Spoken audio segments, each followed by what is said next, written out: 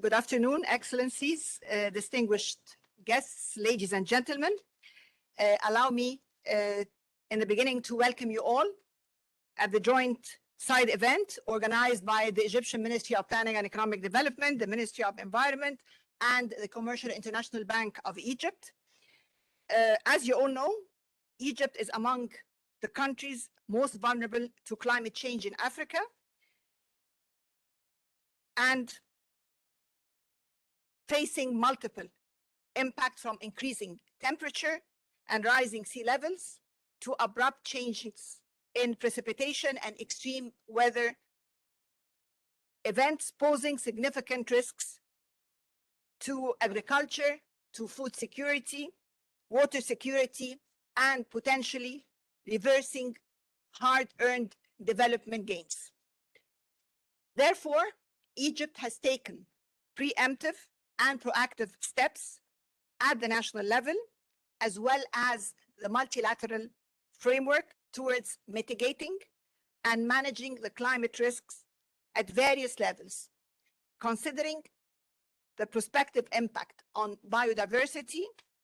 water, energy, food security, and of course, public health. We have also taken several steps at the governance, institutional setup and policy level, as well as implementing several projects to achieve the 3 dimensions of the Sustainable Development Agenda that are basically interconnected and are integrated and in an integrated manner. Having said that, let me share with you that we are currently updating our Sustainable Development Agenda 2030 to factor in, of course, the environmental risks and hazards, including climate change, among other new factors that have developed.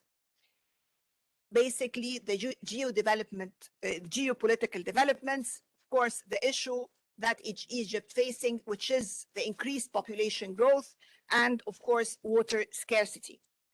This, in addition to the adoption of the National Structural Reform Program that the government has launched last April, aiming at increasing for the first time the real size of the economy. For the first time, we are targeting the supply side of the economy and, of course, promoting green recovery and growth, and this will help in enhancing growth and create more decent jobs, as well as the adoption of the environmental sustainability guidelines that the Ministry of Planning, in cooperation with the Ministry of Environment, has announced to the public sector and to the government last year in order to abide by sustainability guidelines for our national investment plan. Under this criteria, 30% of our projects this year in the fiscal year 21-22 are 30% green projects, coming up from 15% last year, and we are targeting to reach 50% by the year 24-25. Distinguished guests, ladies and gentlemen, we do believe in public-private partnership to boost the efforts to achieve our Sustainable Development Agenda and to support the implementation of the Convention and its Paris Agreement. These partnerships can and should boost the ambition in all areas, including mitigation, adaptation, climate finance, and support. That's why we set the theme of our session today here to share experiences and to explore the potential for different partnerships. And let me share with you a few examples for the public-private partnership Egypt established to address climate change. Egypt adopted the feed-in tariff for renewable energy in order to achieve the target set by the National Strategy 2030, which is having 20% of our electricity mix by 2022 reach 20%, rising up to 42% by the year 2035. Following this tariff, Egypt established the Benban solar station, which is the largest solar farm in the world with a capacity of 1.8 gigawatt at a total cost of approximately $4 billion. This project is a clear example of a multidisciplinary partnership between the government of Egypt, international financial institutions, and leading solar energy companies, resulting in creating decent jobs and promoting clean development, which we are very keen on. My second example will be Egypt's recent established Sovereign Wealth Fund. This Sovereign Wealth Fund that was established 2 years ago, its main aim is to better utilize Egypt's unused or underused or inefficiently used assets and investments in order to promote economic growth and green transition. The Sovereign Wealth Fund has a green-biased portfolio built on the premise of sustainability through partnering with the private sector, whether local or international, on different projects on renewable, power desalination, repurposing different buildings in Egypt to become green, such as the recent repurposing of the Tahrir complex, which is the largest ex-administrative building of Egypt, and investing in green industries as the NERIC